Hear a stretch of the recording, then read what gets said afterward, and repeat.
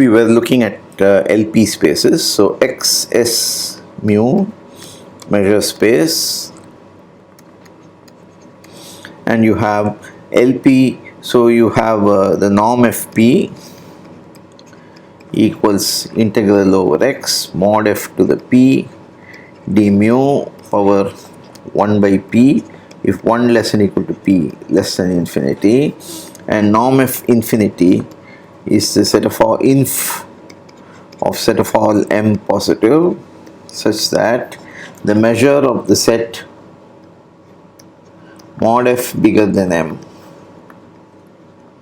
is 0.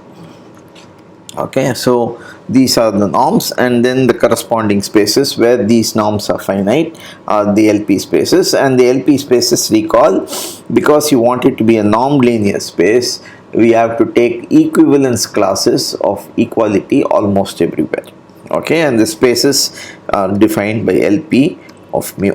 Okay, so if notation,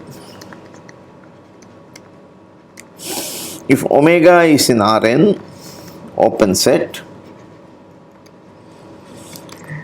mu equals Lebesgue measure Mn, then LP of mu is denoted LP of omega. So we want to give the importance to omega. Measure in Rn is always the Lebesgue measure, and therefore we don't want to do that. Okay, and similarly, if AB is an interval in R minus infinity less than or equal to A less than B less than or equal to plus infinity, then we have LP of mu. Again, mu equals M1 in this case, and then you have LP mu is LP of AB. So this is how we will write in this case, where the Lebesgue measure is concerned. Okay, so then example, take x equals 1 to n. Okay, then S is the power set of x and mu is the counting measure. Then what is a measurable function? F measurable function being is same as saying f1 fn, where fi equals f of I. So measurable function is equal to m tuple, and we have LP of mu in this case is the same as Rn with the norm x p equals sigma mod xi power p I equals 1 to n power 1 by p, 1 less than equal to p less than infinity, and norm x infinity is equal to max mod xi 1 less than equal to I less than equal to n. Okay, so here x is x1, x2, xn.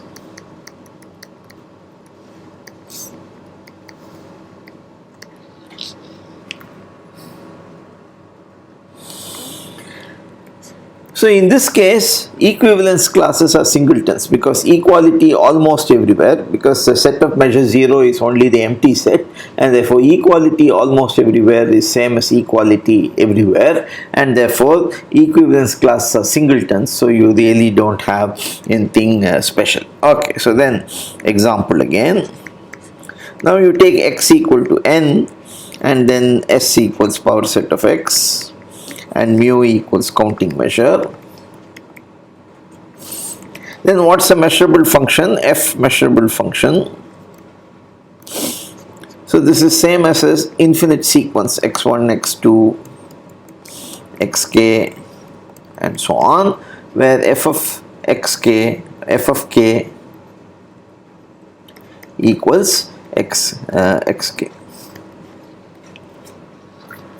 And therefore you have that LP of mu is the same as the space little lp of all sequences, so namely x equals norm xp equals sigma mod xi power p I equals 1 to infinity power 1 by p if 1 less than equal to p less than infinity, and norm x infinity is sup of mod xi I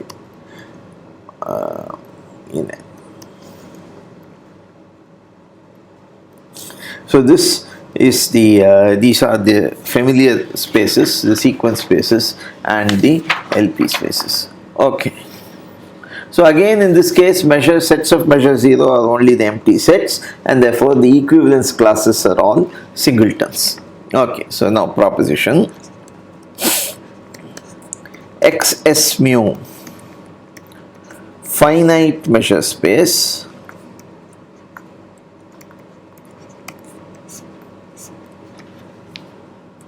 then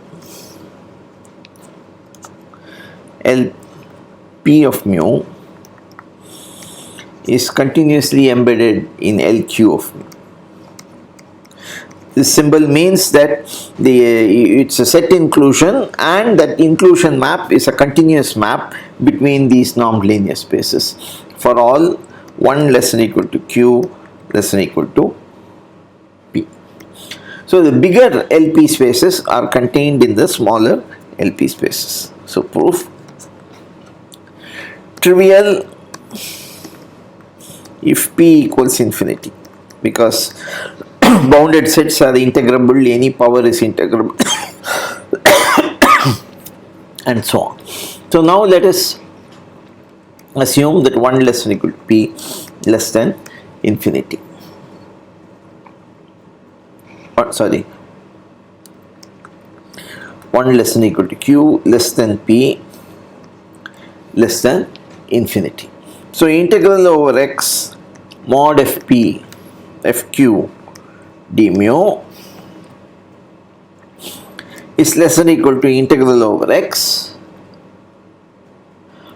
mod fq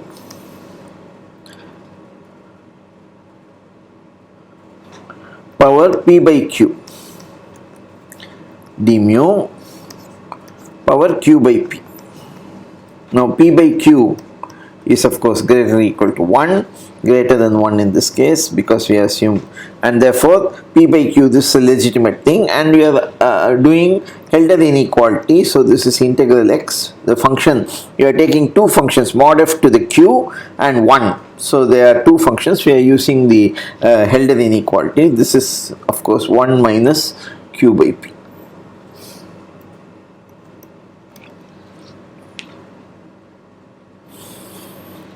That's equal to integral over x mod fp d mu power q by p into mu x to the power of 1 minus q by p. That's equal to norm fp power q into mu x power 1 minus q by p. And therefore norm fq, you have to take the qth root on both sides, is less than equal to mu x to the power of 1 by q minus 1 by p and then norm fp. And therefore you have that it is a continuous inclusion. Okay, so that is so example, no such inclusions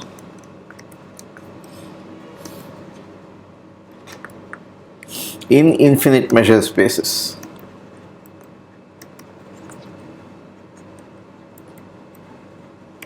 For instance, 1 by n, this sequence belongs to L2 since sigma 1 by n square is finite. Okay, but 1 by n does not belong to L1. Okay, so this is trivial, nice example. Example, nothing can be said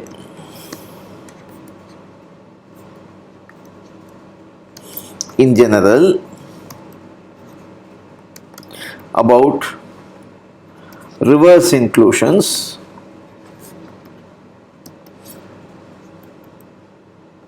even in finite measure spaces.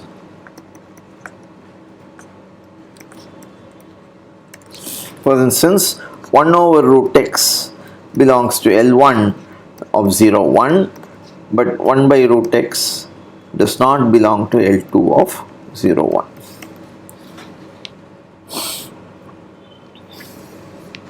Nevertheless, example again, if 1 less than equal to p less than q less than equal to infinity, we do have the reverse inclusion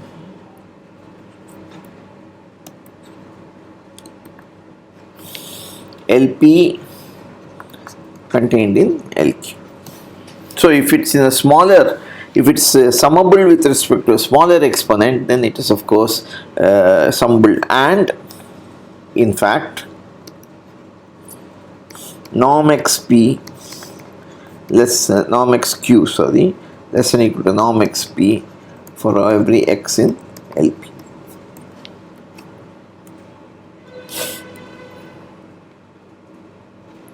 So if q equals infinity, then of course mod xi is less than equal to norm xp, and this implies that norm x infinity is less than equal to norm xp. So now let us assume that 1 is less than equal to p, strictly less than q, strictly less than infinity.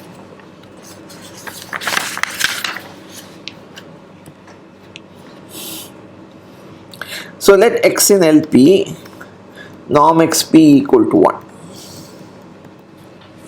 Then mod xi is less than equal to 1 for all I.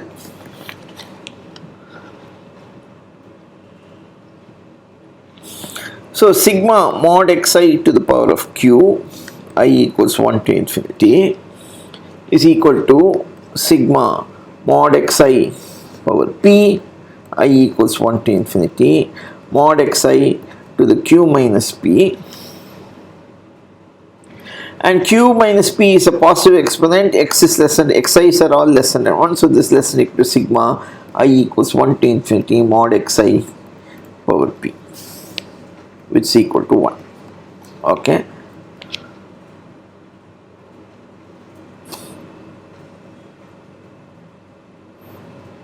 Okay, so this is equal to 1, and therefore you have that x belongs to LQ and norm xq is less than or equal to norm xp, which is equal to 1. Now for the general case, what you do is, if x of course is not 0, then x is in LP, then you have, consider xi by norm x power p.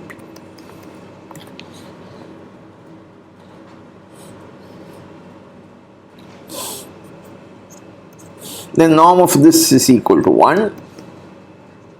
Okay, and therefore you have 1 by norm x power p into sigma power q rather into mod xi power q is less than or equal to 1. Okay, so you have norm xq power q less than or equal to norm xp power q, and therefore the q can cancel and you have the result. So you have that this is also true. Now remark, let xs mu be a finite measure space.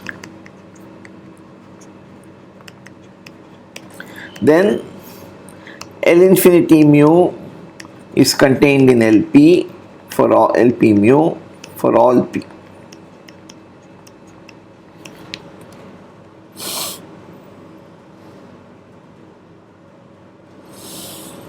Now integral of x mod f to the p d mu is less than or equal to norm f infinity to the power of p minus 1 into norm f1. Therefore norm fp is less than or equal to norm f infinity 1 minus 1 by p and then norm f1 power 1 by p. So this implies that lim sup as p tends to infinity of norm fp, so this is f in L infinity, is less than or equal to norm f infinity.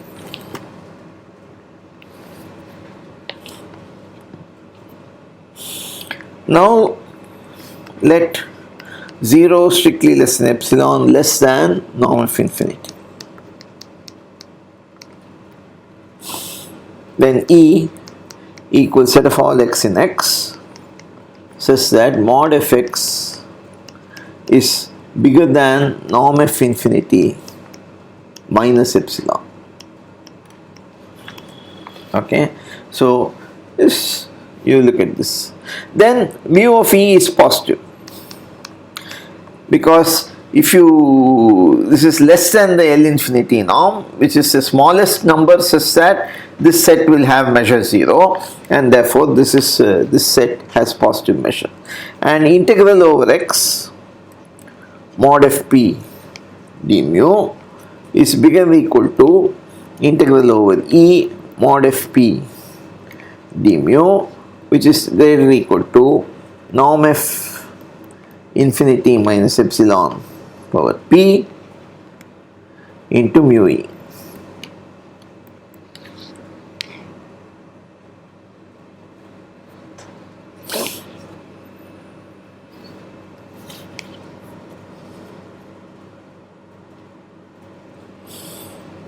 So norm f p is bigger than or equal to norm f infinity minus epsilon mu e power 1 by p.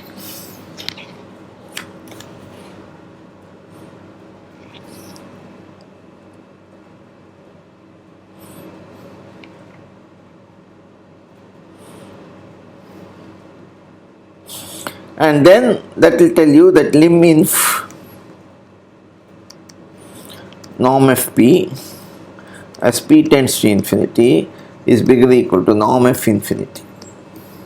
This will go to 0, 1, and epsilon is arbitrary, and therefore this is this. Therefore you have that limit p tending to infinity norm f p is norm f infinity.